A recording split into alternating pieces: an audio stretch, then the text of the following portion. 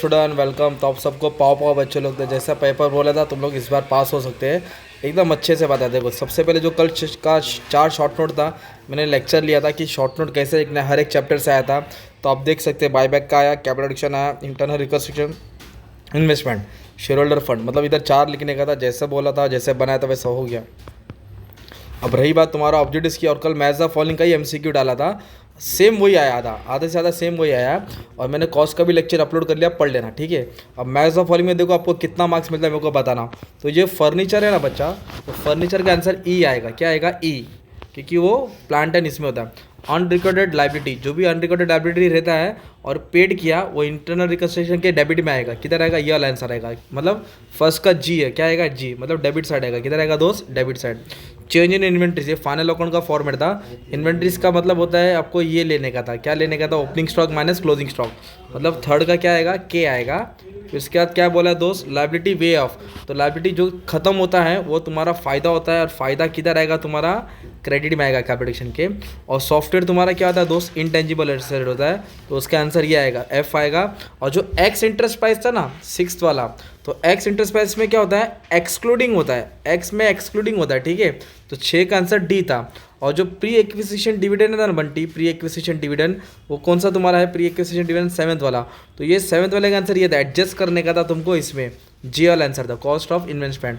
और उसके बाद सी आर आर, तो सी आर आर बोले तो कॉर्पोरेट सी आर आर कहाँ से क्रिएट होगा? अपना फ्री रिजर्व, मतलब general reserve, out of the general reserve, last वाला आंसर था उसका। फिर उसके बाद तुम्हारा था कम इंटरेस्ट प्राइस, मतलब 9 नंबर था, तो उसका आंसर बी था, उसमें इंक्लूडिंग होता है ना भाई। और आउटस्टैंडिंग सैलरी किधर आएगा? सी वाला, करंट लाइबिलिटीज किधर आएगा? Current liabilities. बायबैक शेयर क्या होता है? 25%, इसका ये आएगा 11th का। और जो 12th का था उसका था कन्वर्शन। तो बहुत ईजी था, जो लेक्चर लिया था ना शॉर्ट नोट्स का, उसमें आ गया था। अब ट्रू और फॉल्स में ना बच्चा मैंने देखा है, तो मुझे इधर मालूम पड़ा है, तो इसका आंसर ले लो। ऑलमोस्ट है ना तुम्हारा 8 ट्रू है और 4 फॉल्स है, तो मैं फॉल्स बोल देता हूँ। फर्स्ट वाला मुझे फॉल्स लगा, फर्स्ट है, 7th वाला फॉल्स है, 8th वाला फॉल्स है, और 9th वाला फॉल्स है। बाकी सब ट्रू था ऑलमोस्ट, बाकी सब ऑलमोस्ट ट्रू था। अब रही बात सम की, तो पहला सम आया था फाइनल अकाउंट, ये स्टूडेंट ने भेजा, उसकी चप्पल है भाई, उसकी चप्पल को फेमस करेंगे अपन। फाइनल अकाउंट जिसने फॉर्मेट नहीं बनाया तो ठीक है, इधर 10 मार्क का इक्विटी शेयर है, तुमने सॉल्व नहीं करेगा, तो इधर 10 मार्क का तुम्हारा बाईबैक का सम आया था। इधर क्या ढूंढने का था? बाईबैक है ना, नंबर ऑफ बाईबैक और ऑफर प्राइस। तो अभी मैंने सॉल्व नहीं किया है, आंसर इसका कमेंट में डाल दो कितना आया। फिर 20 मार्क का इंटरनल रिकन्स्ट्रक्शन है, 6-7 तो एंट्री पास किया रहेगा ना भाई, 6-7 एंट्री तो पास किया रहेगा ना। ये थोड़ा बहुत तो एंट्री कराया था तुमको, अच्छे से आया था।